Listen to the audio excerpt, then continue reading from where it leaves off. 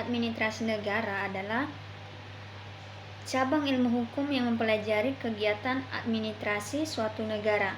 Mengenai pengertian tersebut ini, beberapa ahli khususnya memiliki pandangan tersendiri tentang pengertian hukum administrasi negara. Di bawah ini adalah pengertian menurut para ahli, yaitu pertama, Oppenheim mendefinisikan hukum administrasi negara sebagai seperangkat ketentuan yang mengikat suatu badan, baik atasan maupun bawahan, baik badan tersebut menjalankan kewenangan yang diberikan kepadanya oleh hukum tata negara atau tidak. Menurut Joseph Blefroid menunjukkan bahwa hukum administrasi negara atau hukum pemerintahan adalah seperangkat aturan tentang bagaimana aparatur negara dan orang-orangnya, serta majelis peradilan khusus bertugas di pengadilan.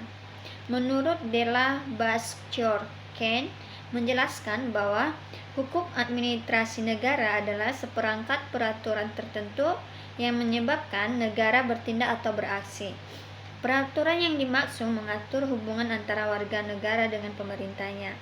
Menurut Etheredge mendefinisikan hukum administrasi negara atau hukum pemerintah sebagai hukum yang mempertimbangkan hubungan hukum tertentu yang ketika diselenggarakan akan memungkinkan penjabat administrasi publik untuk melakukan tugas-tugas khusus pemerintah.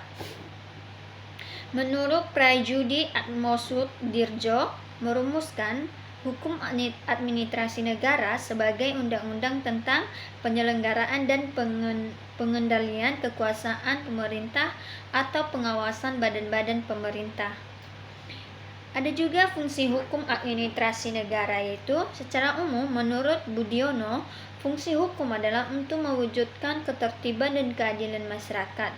Ketertiban umum adalah suatu keadaan yang berkaitan dengan terwujudnya kehidupan manusia sebagai kehidupan bersama. Tatanan bersama menyiratkan tatanan yang diterima secara umum dengan kesopanan minimum yang diperlukan agar kehidupan bersama tidak berubah menjadi anarki.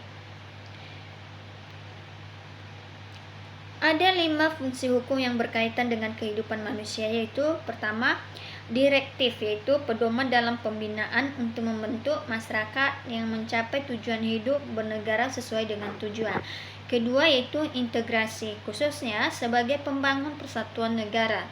Ketiga, stabilitas, yaitu sebagai pemelihara terdiri dari hasil mengembangkan dan memelihara keserasian, keselarasaan, dan keseimbangan dalam kehidupan bernegara dan bermasyarakat. Preventif, yaitu melengkapi tindakan penyelenggaraan negara serta sikap warga negara dalam kehidupan bernegara dan bermasyarakat. Kelima, korektif, yaitu baik warga negara maupun penyelenggaraan negara untuk mencapai keadilan. Fungsi hukum juga ada beberapa fungsi hukum secara umum, yaitu fungsi normatif.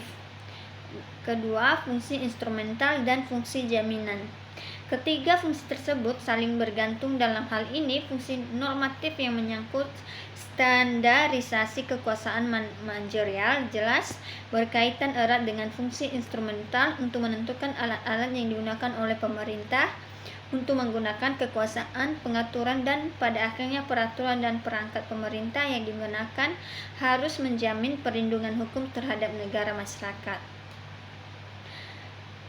Fungsi normatif hukum administrasi negara atau HN.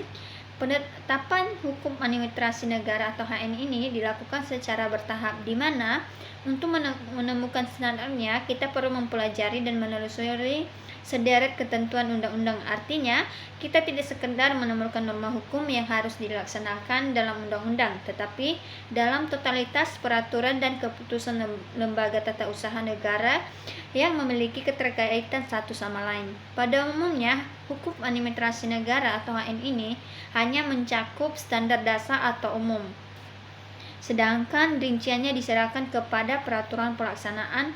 Penggalian ini disebut terupdate atau penarikan badan legislatif. Fungsi instrumental hukum administrasi negara.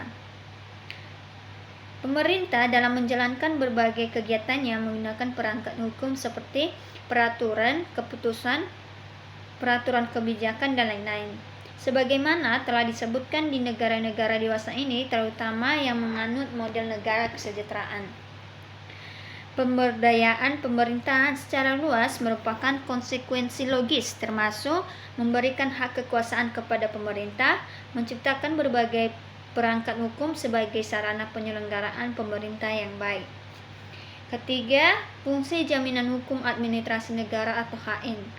Menurut sejak SCR, bahasa perlindungan warga negara terjamin jika sikap administrasi negara merugikan mereka, sedangkan perlindungan terhadap penyelenggaraan administrasi negara dilakukan berdasarkan sikap bertindak benar dan benar sesuai dengan ketentuan undang-undang, tertulis dan tidak tertulis.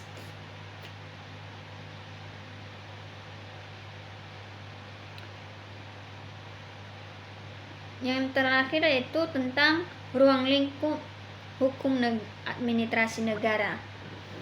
Pada ruang lingkup hukum administrasi negara atau HN ini, Latif menjelaskan bahwa secara keseluruhan ruang lingkup hukum administrasi negara eratnya katanya dengan tugas dan wewenang lembaga negara atau pusat dan daerah.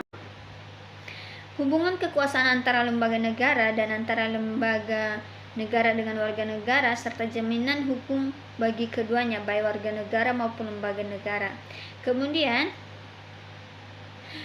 Prajudi Atmosudirjo mengemukakan bahwa ada 6 ruang lingkup yang mempelajari di administrasi negara, yaitu hukum tentang dasar-dasar dan prinsip-prinsip umum dan administrasi negara. Kedua, hukum tentang badan-badan negara. Ketiga, hukum tentang aktivitas-aktivitas dari administrasi negara, terutama yang memiliki sifat yuridis.